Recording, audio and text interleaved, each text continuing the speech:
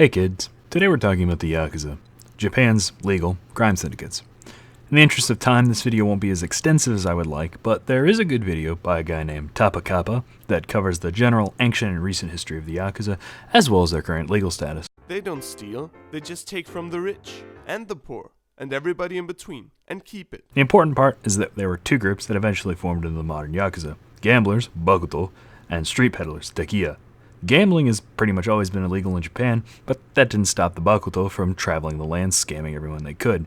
These guys would get full-body, detailed tattoos and would often show them off while gambling. They became referred to as Yakuza, which is a reference to a losing hand in one of the card games they played, sort of equivalent to Snake Eyes. This name, Yakuza, and the tattooing, by virtue of being cool, has stuck with the modern Yakuza.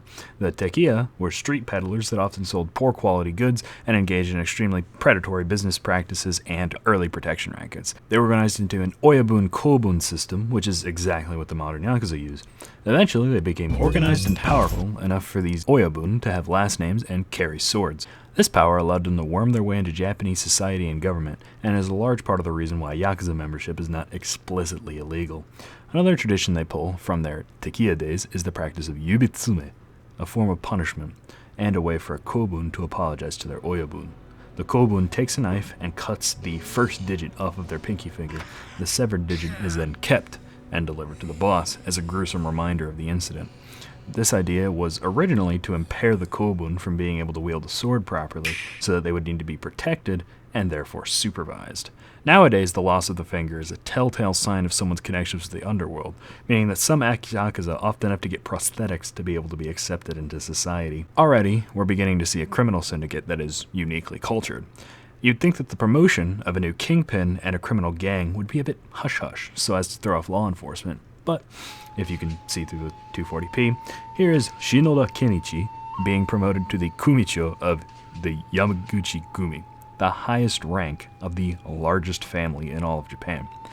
That Tapakapa video has a great explanation as to why the Yakuza are so public, so let's talk about what they're doing now. I do need to mention that information on Yakuza activities in both the past and present is very limited. Usually when a gang boss, let's pick El Chapo for example, is arrested, their assets get compromised and published, so we know how much money they had, how much drugs they had stockpiled, and there may even be some paper trails if we get really lucky.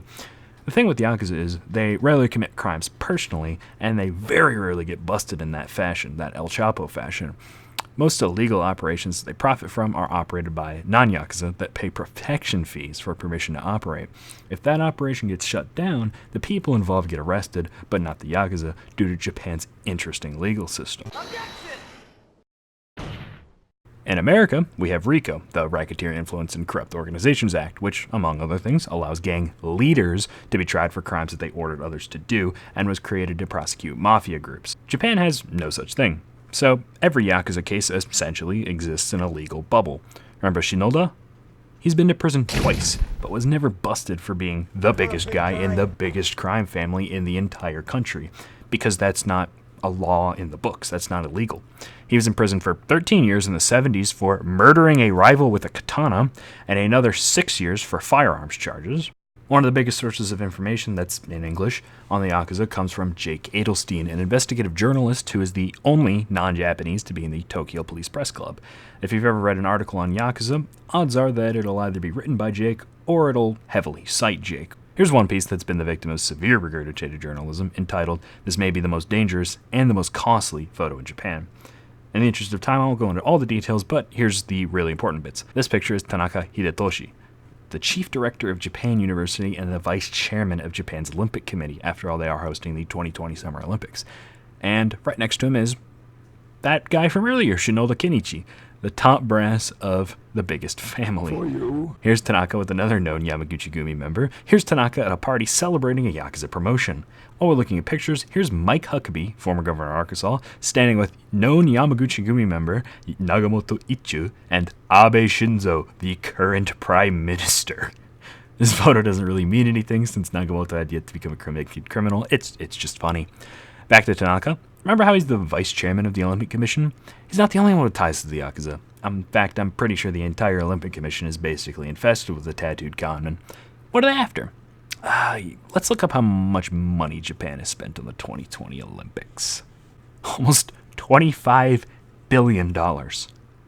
From what I can tell, Yakuza are using labor kickbacks and similar schemes to skim a pretty cut of that $25 billion. Outside of the shadows, the Yakuza do a unique form of racketeering called Soukaya, which involves purchasing enough stock in a company to be able to attend shareholder meetings and then proceeding to make the company look bad in front of their legitimate shareholders. This is used to intimidate large corporations into action, which either involves paying off the Soukaya or some other form of cooperation on the part of the company. After a company begins to cooperate, the Soukaya will then protect the company from rival Soukaya by preventing them from doing the same, likely violently. Nowadays, Japan has criminalized more and more of the Yakuza's main revenue schemes and will eventually ensnare the Yakuza in a big legal web until a lack of members drives them into extinction, hopefully after some more cool games about them come out.